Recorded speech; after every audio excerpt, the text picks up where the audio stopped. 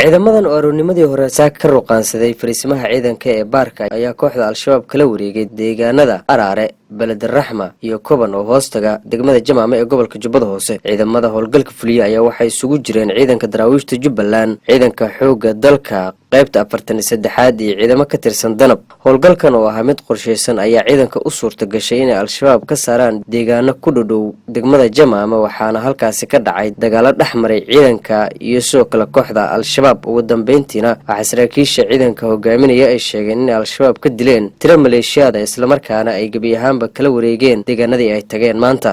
xasan maxamed aadan xasan ciraaqi, taliyaha ciidanka Danab ee Jubbaland, ayaa furimaha hore ee dagaalka kula hadlay Puntland TV waxaana uu ka warbixiyay khasaaraha ay gaarsiiyeen kooxda al-shabaab.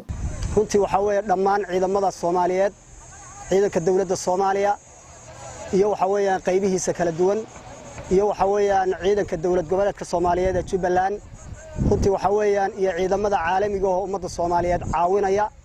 ciidankaasi waajibaadka ay saaka guteen waxaan rabnaa haddii Ilaahay yiraahdo in ummadda Soomaaliyeed soo bandhigno. ciidankaasi waxa weeyaan wuxuu qabsaday meesha la yiraahdo waxa weeyaan magaalada Muuse Xaaji iyo waxa weeyaan magaalada Araare iyo magaalada la yiraahdo Koban oo runtii waxa weeyaan cadowga ummadda Soomaaliyeed ay ku dhibaateynayaan halka. runtii waxa weeyaan ciidanka Soomaaliyeed waxa uu suura galay in ay kula dagaalamaan abaar 2 saac iyo barkii subaxnimo magaalada la yiraahdo Koban. runtii waxa weeyaan Koban dagaal baa ka dhacay.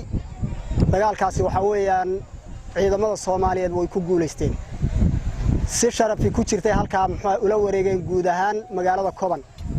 magaalada Koban waxay u jirtaa degmada Jamaame 3 kiiloomitir. runtii waxa weeyaan cadowgiina halkaas uu ka kala firxaday. runtii ciidamadu halka waxay ka sii daayeen shacab Soomaaliyeed oo halka ay ku dhibaateynayeen.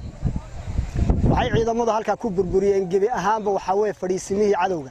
taliyaha guutada 11aad ee ciidanka xoogga dalka qaybta 43aad ee Jubbaland oo ku sugnaa jiidda hore ee dagaalka ayaa isna la hadlay Puntland TV wuxuuna sheegay in al-shabaab laga saaray tuulooyin dhowr ah isla markaana howlgalka uu sii socon doono ilaa al-shabaab laga sifeyn doono tuulooyin dhowr ah.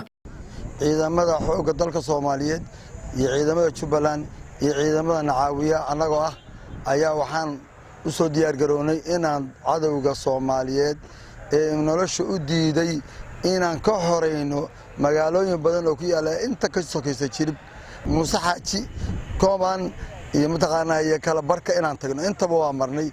markii aan hawsha fulinaynay shacabkii aan ugu tagnay Koban waxa ahay shacab dawlad u baahan. shacabkan Soomaaliyeed waxay u baahan yihiin dawlad, waxay u baahan yihiin nolol, waxay u baahan yihiin caafimaad, laakiin ciidamada qalabka sida ee ka howlgalay meesha maanta si xaraga leh oo wanaagsan iyo u fuliyeen waajibaadkii la siiyay. khasaare xoog leh aan gaarsiinay, cadawga waan jabinay, dhaawacooda meedkooda way qaadan waayeen. baabuurtii shacabkay soo afdubanayeen markay baabuurtooda waayeen, kuwii shacabkay soo afdubanayeen ay ku soo howlgalayeen. annaga waan badbaadinay shacabkii baabuurtoodii waan haynaa, shacabkii ilaahay loo ku wareejinay iyagu soo qaateen ka carareen. miinooyin badan bay dhigeen, waa u jeedeen hadda ilaa intaasoo miina soo saarnay, waa u jeedeen kuwa kale waan qarxinay. Ilaadan Maxamed, warbaahinta dawladda Puntland, magaalada Kismaayo.